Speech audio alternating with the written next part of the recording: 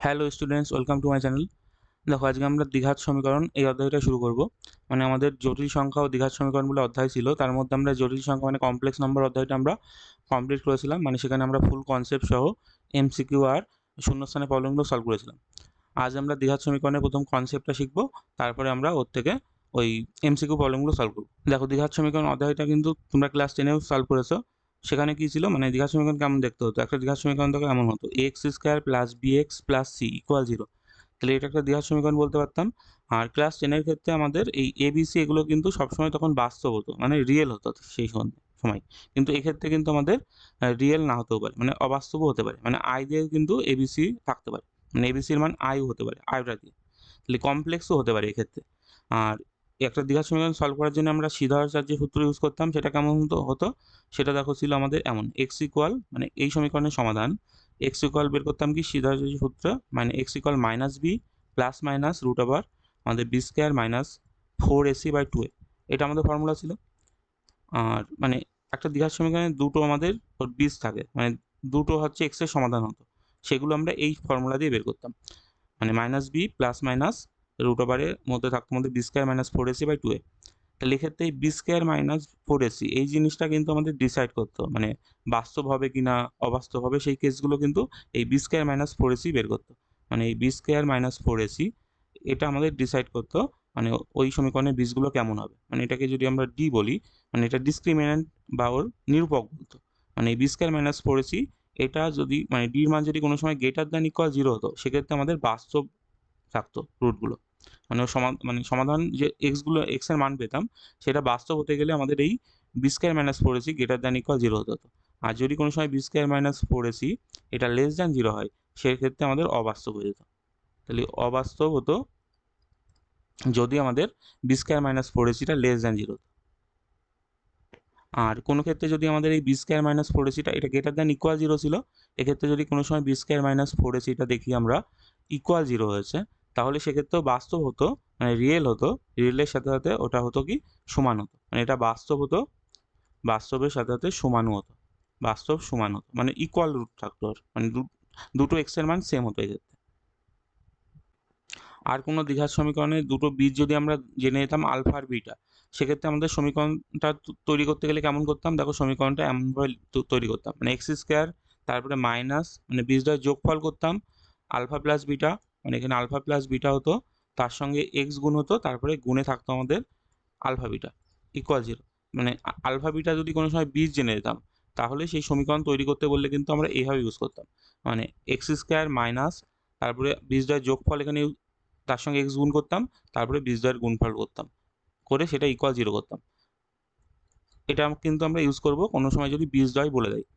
আর দেখো, এক্ষেত্রে যদি কোনো একটা বীজ, ধরো আলফার মান বলে দিয়েছে আমাদের কমপ্লেক্স নম্বরে এমন এ প্লাস আইবি এমন, তাহলে অন্য বীজটা না সবসময় ওর কনজুগেট হয় কিন্তু। মানে যদি আলফা একটা বীজ বলে দেয়, ধরো কোনো দ্বিঘাত সমীকরণে বলে দিল তার একটা বীজের মান এমন এ প্লাস আইবি, তাহলে আমাদের অন্য বীজ যেটা আছে সেটাও কিন্তু আমাদের কমপ্লেক্স হবে, আর সেটা এর কনজুগেট হতো। মানে এই এ প্লাস আইবি যেটা আছে তার কনজুগেট হয়।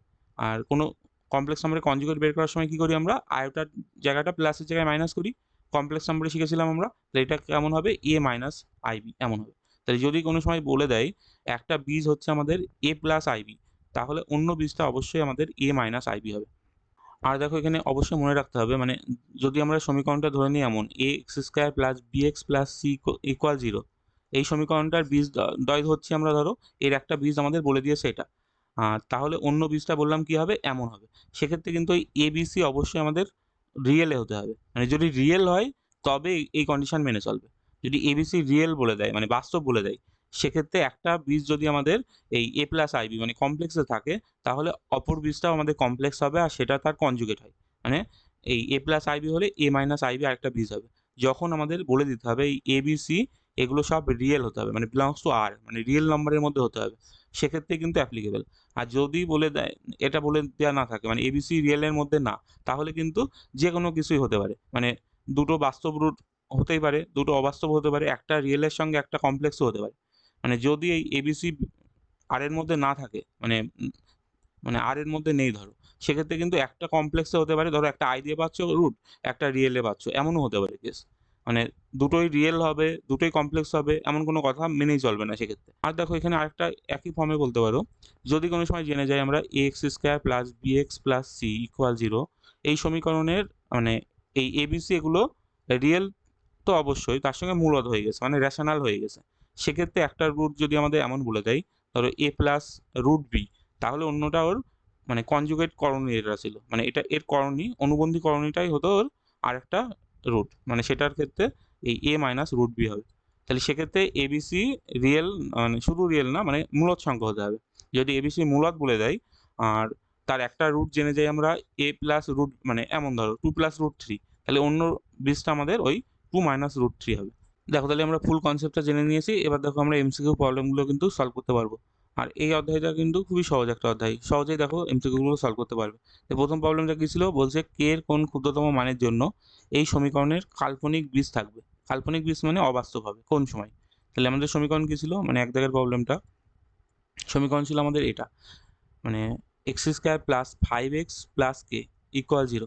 তাহলে এই সমীকরণের আমাদের যদি কাল্পনিক বীজ হতে হয়, মানে অবাস্তব বীজ হতে হয়, তাহলে বি স্কোয়ার মাইনাস 4ac, এটা মানে এই সমীকরণের এ কত বলো তো, এখানে এখানে এ কিছু নেই, মানে 1 আছে, মানে এই সমীকরণের এ হচ্ছে আমাদের এখানে 1, বি হচ্ছে আমাদের এই এক্স এর পাশে এটা থাকে, মানে এটাকে তুলনা করছি আমরা এটার সাথে, x square plus b x plus c equal 0। তাই দেখো বির মান পাস হচ্ছে, আর সির মান দেখো কি হচ্ছে। তাহলে আমরা বলেছিলাম ওই ডির মান বের করবো, ডি মানে ওই বি স্কোয়ার মাইনাস 4ac বের করবো। তাহলে এটা দেখো মান কি হচ্ছে, বি স্কোয়ার মানে হচ্ছে আমাদের পাস, পাসের square minus 4ac, 4 into 1 into c মান কে। তাহলে বি স্কোয়ার মানে মানে পাসের স্কোয়ার হচ্ছে আমাদের এখানে 25 মাইনাস 4k। তাহলে বলেছিল এর কাল্পনিক বীজ থাকবে, কাল্পনিক বীজ থাকা মানে কি, আমাদের ওই ডির মানটা লেস দ্যান 0 হবে, মানে অবাস্তব হতে গেলে বলেছিলাম ডির মানটা লেস দ্যান 0 হতে হয়। তাহলে ডির মান লেস দ্যান 0 মানে আমাদের 25 মাইনাস 4k, এর মানটা লেস দ্যান 0 হতে হবে। দেখো এখান থেকে বলতে পারছি আমরা 25 থেকে 4kটা গ্রেটার দ্যান হবে। তাহলে এখান থেকে বলতে পারছি কে এর মানটা কত হবে, কে এর মানটা দেখো গ্রেটার দ্যান হচ্ছে আমাদের 25/4 হচ্ছে।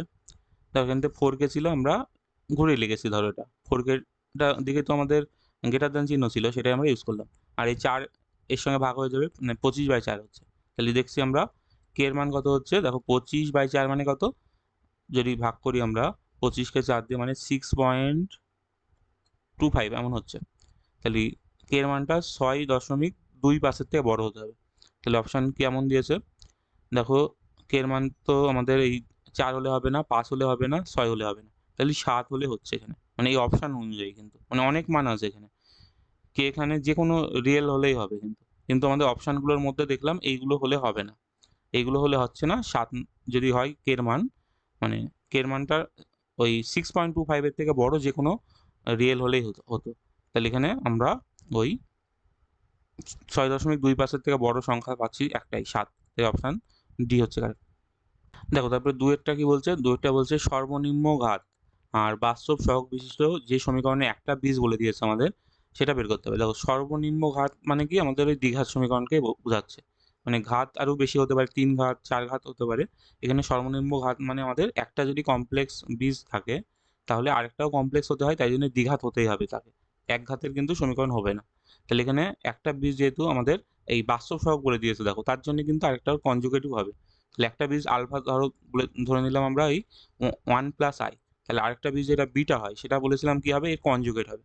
তাহলে এই 1+i এর কনজুগেট, মানে বলতে পারি আমরা ওই 1 - i হবে, মানে 1+i এর জায়গায় কনজুগেট যদি বের করতে হয়, মানে অনুবন্ধী বের করতে হয়, সেক্ষেত্রে আমরা আইটার জায়গাটাই চেঞ্জ করি, মানে এখানে প্লাস ছিল সেটা এখানে মাইনাস হয়েছে, আর কিছু না।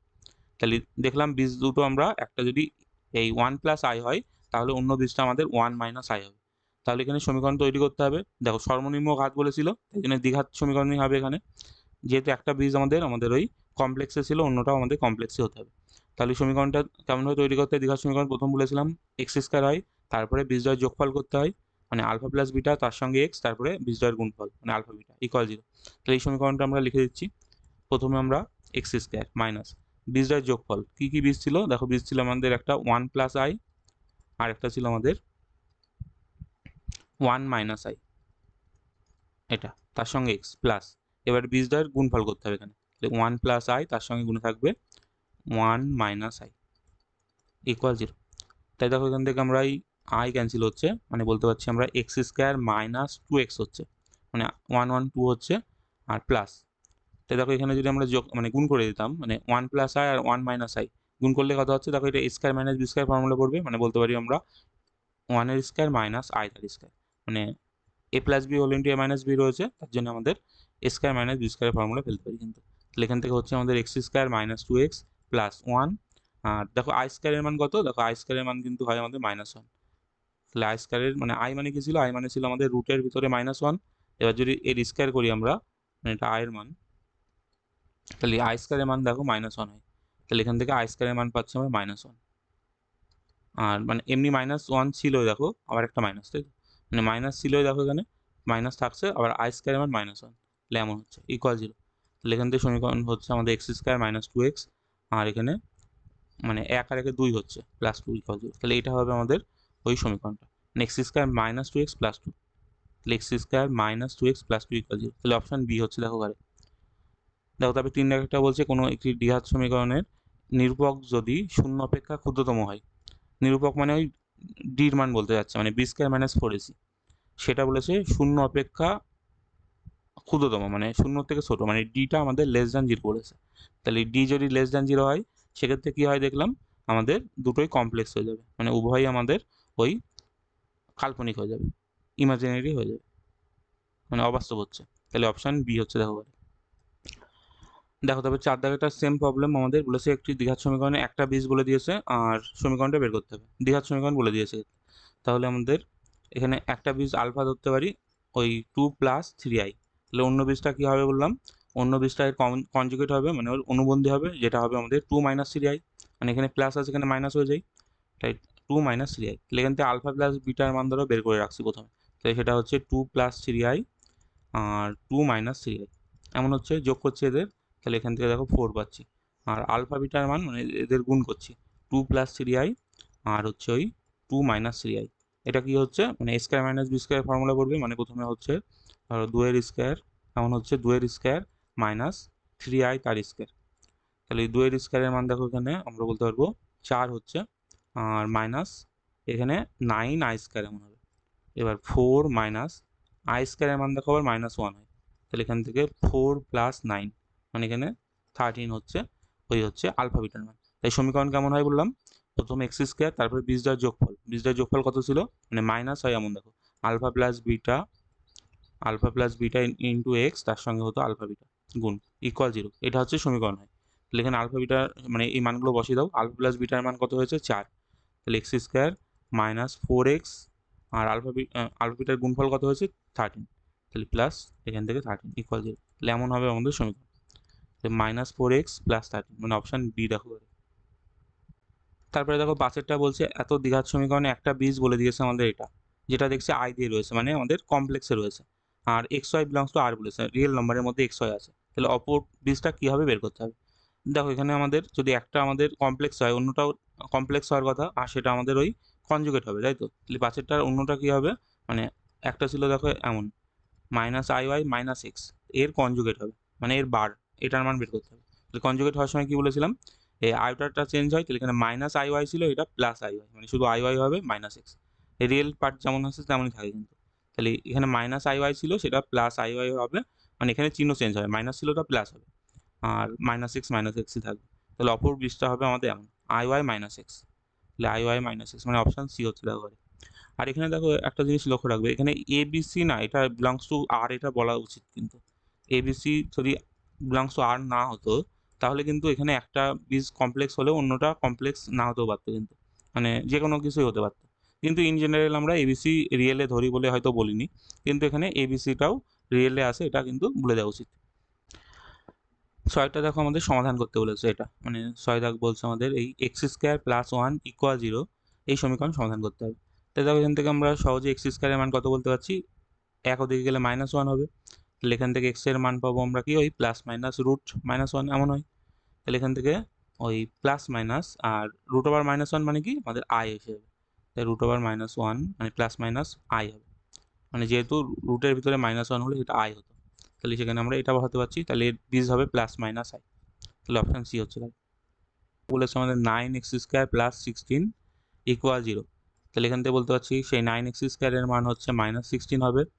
আর এখান থেকে বলতে পারবো ওই x² এর মান হচ্ছে -16/9, বা x এর মান হবে কি প্লাস মাইনাস রুটের ভিতরে এটা, মানে -16/9। তাহলে এখানে বলতে পারছি আমরা প্লাস মাইনাস রুটের থেকে, দেখো 16 থেকে কত হবে, এখানে রুট থেকে বেরোনোর সময় 4 হবে, এটা হবে 3, আর -1 ছিল সেটা আমাদের i হয়ে যাবে এমন। তাহলে +-4i/3। তাহলে দেখো +-4i/3 মানে অপশান বি হচ্ছে। দেখো এমন সমীকরণ থাকলে কিন্তু ওই যে ইউজ করার দরকার নেই, মানে এখানে এক্স তো আমরা সহজেই আলাদা করতে পারছি, মানে x² আলাদা করে নিতে পারছি। আর যখন আমাদের ওই x² মানে x² প্লাস bx, মানে bx টার্মও যখন থাকবে প্লাস সির সঙ্গে থাকবে, মানে এমন ফর্ম থাকলে তখনই সিদ্ধার্থ ইউজ করবে। মানে এটাও ফেললে কিন্তু হবে, কিন্তু দরকার নেই, এটা এইভাবে তো সহজেই সলভ হয়ে যাচ্ছে। তার জন্য আমরা এইভাবে করলাম। 8-এরটা আমাদের সলভ করার সময় ওই সিদ্ধার্থ ইউজ করবো। দেখো 8 দাগটা কি বলছে, এখানে বলেছিল ওই x² মানে a² ছিল -2x + 10 = 0।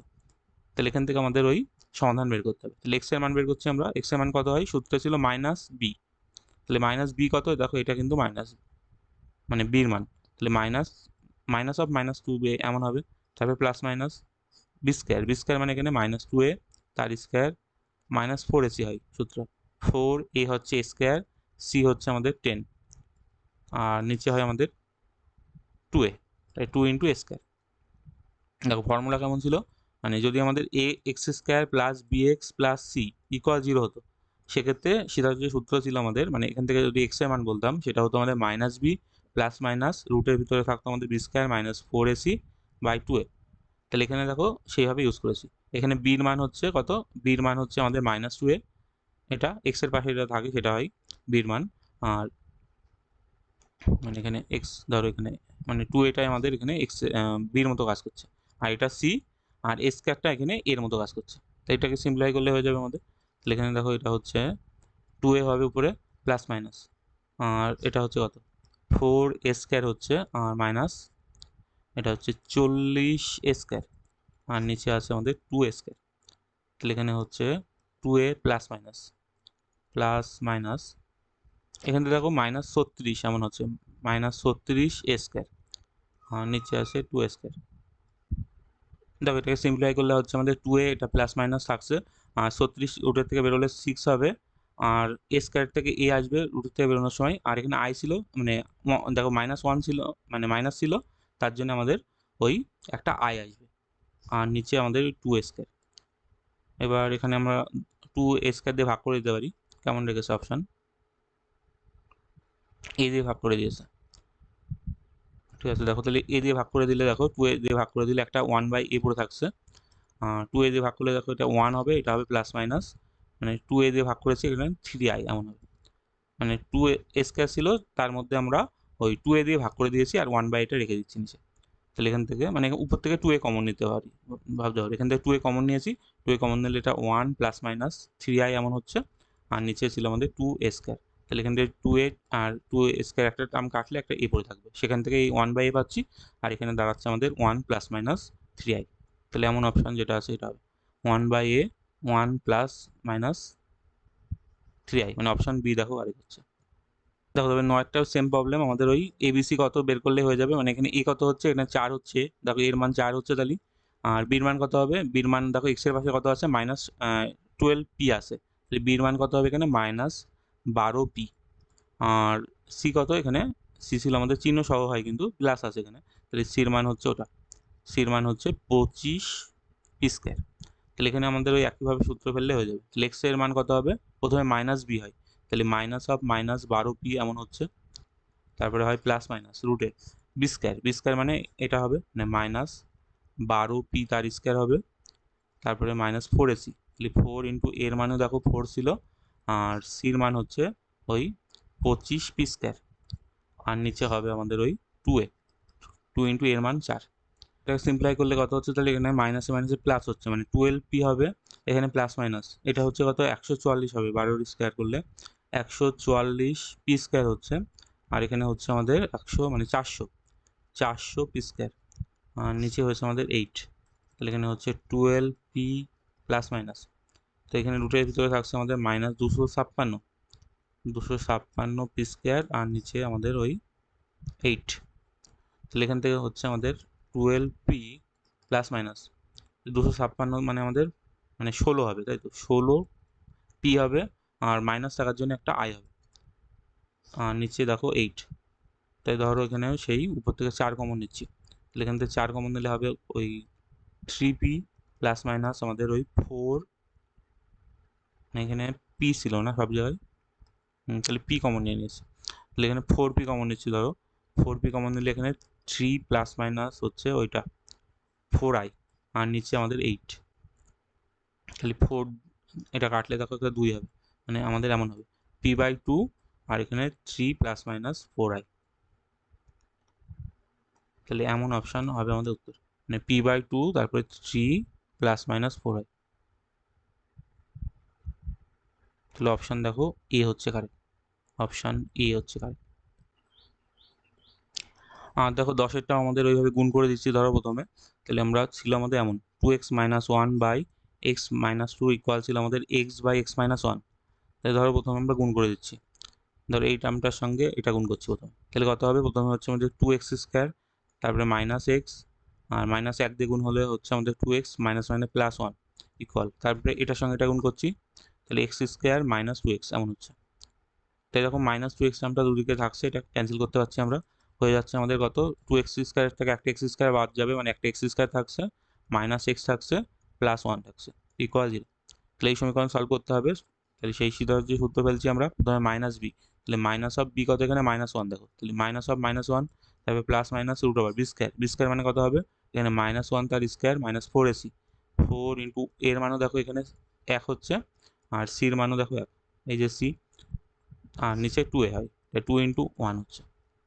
তাহলে এখান থেকে আমরা এটা সলভ করলে পাচ্ছি, মানে মাইনাস মাইনাসে প্লাস 1 হবে, এটা প্লাস 1 হচ্ছে, তারপরে প্লাস মাইনাস এটা হচ্ছে 1 মাইনাস 4/2, তাহলে এটা হচ্ছে আমাদের 1 প্লাস মাইনাস রুটের ভিতরে -3/2, মানে বলতে পারি আমরা এটা 1 প্লাস মাইনাস √3i, মানে মাইনাস ছিল বলে i হবে, আর নিচে 2 হবে, তাহলে 1 প্লাস মাইনাস √3i, নিচে হাফ ছিল, তাহলে 1 প্লাস মাইনাস √3i। দেখো এটা অপশান এ হচ্ছে। আর তাহলে আজ আমরা প্রথম এমসিকিউ এর 10টা প্রবলেম সলভ করলাম। নেক্সট পার্টে আমরা আর বাকি এমসিকিউ গুলো আর শূন্যস্থানের প্রবলেমগুলো সলভ করবো।